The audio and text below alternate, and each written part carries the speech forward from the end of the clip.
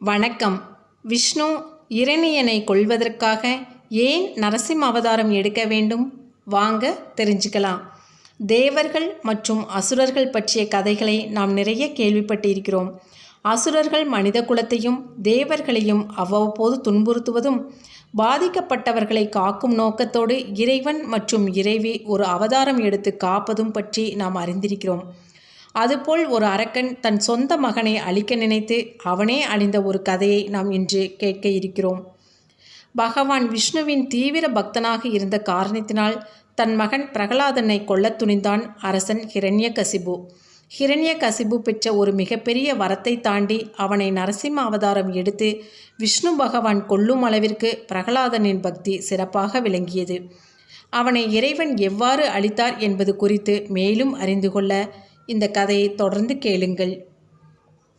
சத்யாயுகத்தில் கச்சியப்ப முனிவரும் அவர் மனைவி திதிக்கும் 2 மகன்கள் பிறந்தனர்.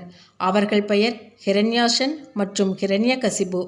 ஹிரண்யாசன் தேவர்களையும் மனிதர்களையும் கொடுமைப்படுத்தி வந்தான்.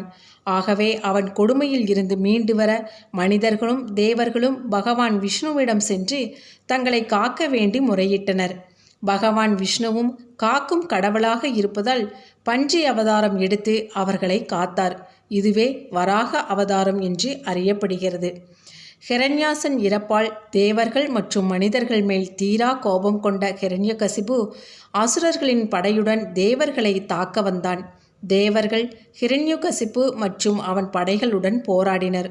ஒவ்வொரு முறையும் தேவர்கள் வெல்வதற்கு பகவான் விஷ்ணு உதவுவதை ஹிரண்யகசிபு அறிந்திருந்தான்.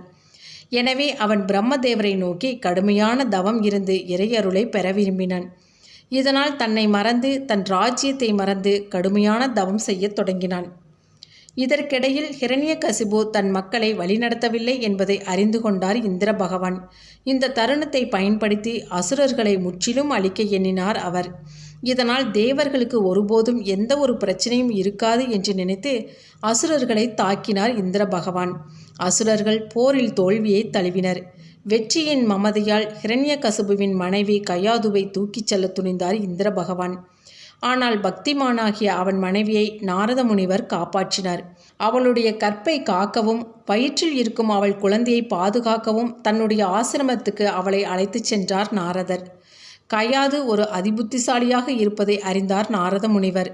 எதையும் உடனுக்குடன் கிரகித்து கொள்ளும் ஆற்றல் அவளுக்கு இருந்தது. மாலை வேளைகளில் நாரத முனிவர் ஓய்வெடுக்கும் சமயத்தில் கயாதுவிற்கு பகவான் விஷ்ணுவின் கதைகளை கூறினார். இவற்றை கேள்விப்பட்ட கயாது விரைவில் பகவான் விஷ்ணு மீது ஒரு இணைப்பை உணர்ந்தாள். அவள் கருவில் இருக்கும் அந்த குழந்தையும் இந்த கதைகளை கேட்டபடி இருந்தது. அதனால் அந்த குழந்தையும் பகவான் விஷ்ணு மீது தீராத பக்தி கொண்டது. இதற்கிடையில் சொர்க்கத்தில் திடீரென்று காற்று அனலாக வீசத் தொடங்கியது. தேவர்கள் மூச்சுவிடவும் சிரமப்பட்டனர். என்ன நடக்கிறது என்று அனைவரும் வியந்தனர். இதற்கான காரணம் என்னவென்று தேடி பார்க்கையில் ஹிரண்யகசிபுவின் தவம் அந்த அளவிற்கு சக்தி மிகுந்ததாக மாறி சொர்க்கத்தின் காற்றை சுட்டெரித்து கொண்டிருந்தது. அதனால் ஹிரண்யகசிபுவை சந்திக்க பிரம்மதேவர் சம்மதித்து அவனை காண பூலோகம் புறப்பட்டார். பிரம்மதேவர் பூலோகத்தில் ஹிரண்யகசிபுவை பார்த்து அதிர்ந்து விட்டார். அவனுடைய ஆழ்ந்த தவத்தின் காரணமாக அவன் மேல் கொடிகள் மற்றும் செடிகள் படர்ந்து கிடந்தன. ஹிரண்யகசிபுவின் தவத்தை மெச்சிய பிரம்மதேவர் அவருடைய கமண்டலத்தில் இருந்து சிறிது நீரை எடுத்து அவன் மீது தெளித்தார். அசுர அரசன் ஹிரண்யகசிபு தன்னுடைய சுயநினைவிற்கு வந்து பிரம்மதேவர் அவன் கண்முன் நிற்பதை உணர்ந்தான். பிரம்மதேவர் அவனிடம் விரும்பும் வரத்தை கேட்கச் சொன்னார். உடனடியாக ஹிரண்யகசிபு தனக்கு சாகா வரம் வேண்டும் என்று கேட்டான். ஆனால் அது இயற்கையுடன் தொடர்பு கொண்ட ஒரு வரம் என்பதால் அதனை அளிக்க பிரம்மதேவர் மறுத்துவிட்டார். அந்த புத்திசாலி அரக்கன் பின்வருமாறு ஒரு வரம் கேட்டார். இறைவனே, ஒரு மனிதன் அல்லது கடவுள் அல்லது ஒரு விலங்கு அல்லது உன்னால் படைக்கப்பட்ட எந்த ஒரு ஜீவனாலும் எனக்கு அழிவு ஏற்படக்கூடாது. பகல் அல்லது இரவில் நான் கொல்லப்படக்கூடாது. சொர்க்கத்திலோ அல்லது பூமியிலோ எனது அழிவு நிகழக்கூடாது. வீட்டின் உட்புறம் அல்லது வீட்டின் வெளிப்புறம் ஆகிய எந்த ஒரு இடத்திலும் நான் அழிக்கப்படக்கூடாது. மற்றும் எந்த ஒரு ஆயுதத்தாலும் நான் மரணிக்கக்கூடாது என்ற வரத்தை கேட்டான் ஹிரண்யகசிபு. இந்த வரத்தால் பல பிரச்சனைகள் வரக்கூடும் என்பதை அறிந்து பிரம்மதேவர் தயக்கத்துடன் இந்த வரத்தை அளித்துவிட்டார்.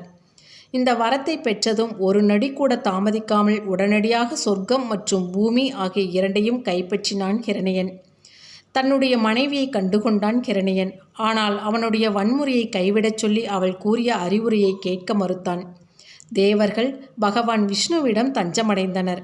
பகவான் விஷ்ணு தேவர்களிடம் அமைதியாகவும் பொறுமையாகவும் இருக்கச் சொன்னார். ஹிரண்யகசிபுவின் மகன் பிரகலாதன் தன்னுடைய பக்தன் என்றும் கூறினார். ஹிரண்யகசிபு தன்னுடைய பக்தனை கொல்ல வரும்போது அவனை வதம் செய்வதாகவும் கூறினார். அனைத்து உலகங்களையும் கைப்பற்றிய பின்னர் ஹிரண்யகசிபு 3 உலகிலும் தன்னைவிட பெரியவர் யாரும் இல்லை, விஷ்ணு கூட தன்னைவிட பெரியவர் இல்லை என்றும் தன்னை மட்டுமே அனைவரும் வழிபட வேண்டும் என்றும் வற்புறுத்தினான். அதே நேரம் கயாது ஒரு ஆண்மகனை பெற்றெடுத்தாள். அவனுக்கு பிரகலாதன் என்று பெயரிடப்பட்டது. பிரகலாதன் வளர்ந்து பெரியவனாகி கொண்டிருக்கும் அதே நேரத்தில் ஹிரண்யகசிபு இன்னும் அதிக சக்திசாலியாகி மக்களுக்கும் தேவர்களுக்கும் பல இன்னல்களை கொடுத்தவாறு இருந்தான். ஆனால் பிரகலாதன் தன் தந்தையிடமிருந்து முற்றிலும் வேறுபட்டு இருந்தான்.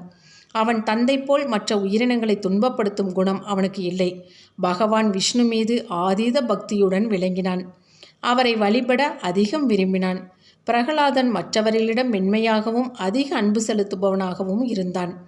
ஹிரண்யகசிபுவை பார்த்து மக்கள் அனைவரும் அஞ்சும் அதே வேளையில் பிரகலாதனை அனைவரும் மிகவும் விரும்பினார்கள். ஒரு முறை ஹிரண்யகசு தன் மகன் பிரகலாதனை தன்னுடைய மடியில் வந்து அமருமாறு கூறினான்.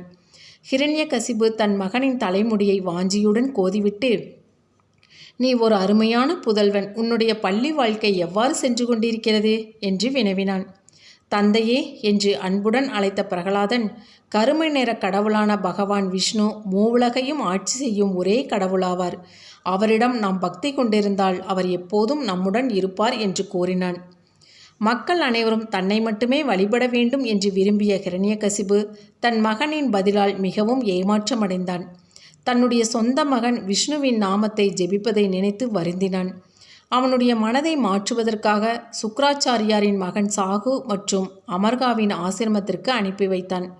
பிரகலாதனின் திடமான விஷ்ணு பக்தியை அவர்களால் கூட கரைக்க முடியாமல் தோல்வி கண்டனர்.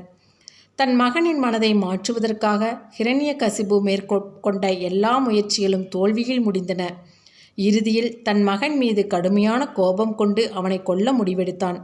ஆனால் ஒவ்வொரு முறையும் ஹிரண்யகசிபு பிரகலாதனை கொல்ல முயற்சிக்கும் போதும் பகவான் விஷ்ணுவின் மந்திர கைகள் அவனை காப்பாற்றியது. அரசனின் வீரர்கள் பிரகலாதனுக்கு விஷம் கொடுத்தனர், தண்ணீரில் மூழ்கடித்தனர், மலையில் இருந்து கீழே தள்ளினர். ஆனால் ஒவ்வொரு முறையும் பகவான் விஷ்ணு பிரகலாதனை காப்பாற்றினார். இந்த சிறுவனை இழுத்துச் சென்று மல உச்சியில் இருந்து கீழே தள்ளிவிடுங்கள் என்று ஹிரண்யகசிபு கூறியதை கேட்ட அவனுடைய வீரர்கள் அவனை மலை உச்சிக்கு கூட்டிச் சென்றனர். பிரகலாதனின் உடலை கயிற்றால் கட்டி மலையில் இருந்து கீழே தள்ளிவிட்டனர். ஆனால் பிரகலாதன் மலையில் இருந்து பாதுகாப்பாக உருண்டு வந்தான். அவன் விழும்போது பகவான் விஷ்ணுவின் நாமத்தை ஜெபித்ததால் எந்த ஒரு காயமும் இல்லாமல் அவன் உயிர் பிழைத்தது. இந்த அசுர அரசன் ஒரு மதம் பிடித்த யானையை அனுப்பி பிரகலாதனை கொல்ல திட்டமிட்டான்.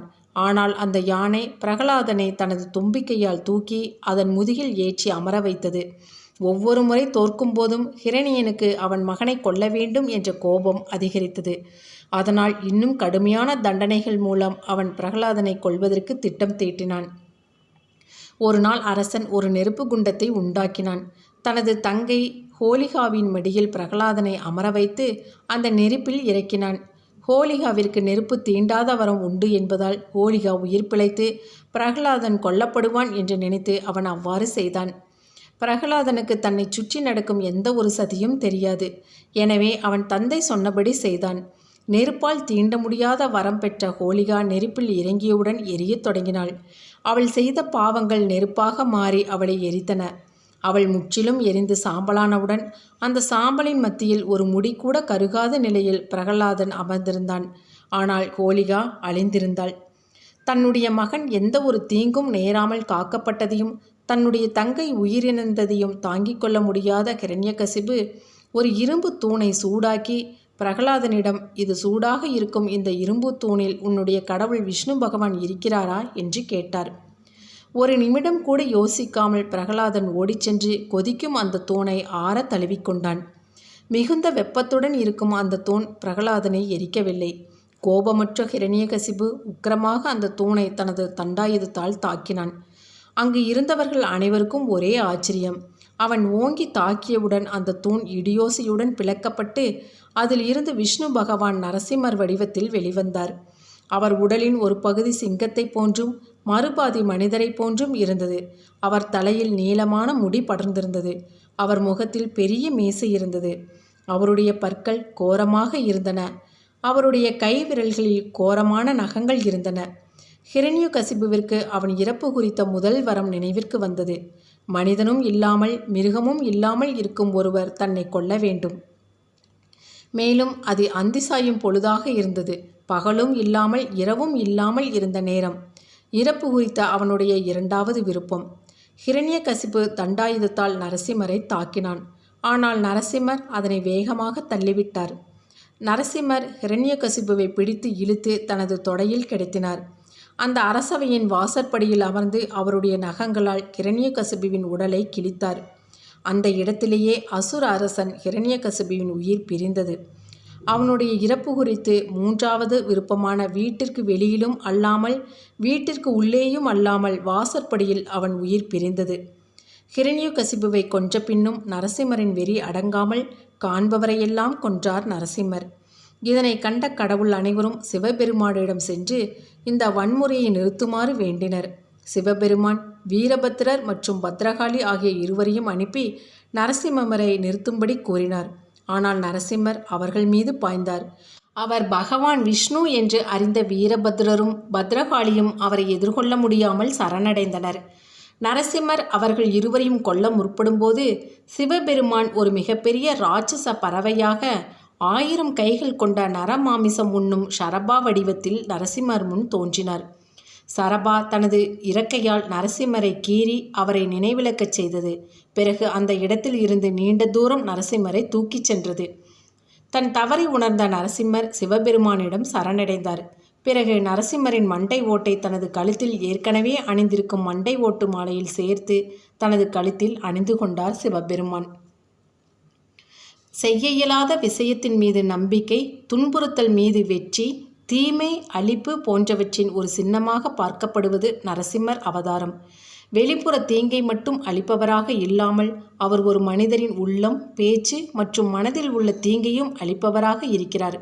தென்னிந்திய கலைகளான சிற்பம், ஓவியம் போன்றவற்றில் பெரும்பாலும் தேர்ந்தெடுக்கும் ஒரு கருவாக இருப்பது இந்த நரசிம்மர் அவதாரமாகும். மேலும் விஷ்ணுவின் அவதாரங்களில் ராமர், கிருஷ்ணருக்கு பிறகு மிகவும் புகழ்பெற்ற அவதாரம் நரசிம்மர் அவதாரமாகும். நன்றி.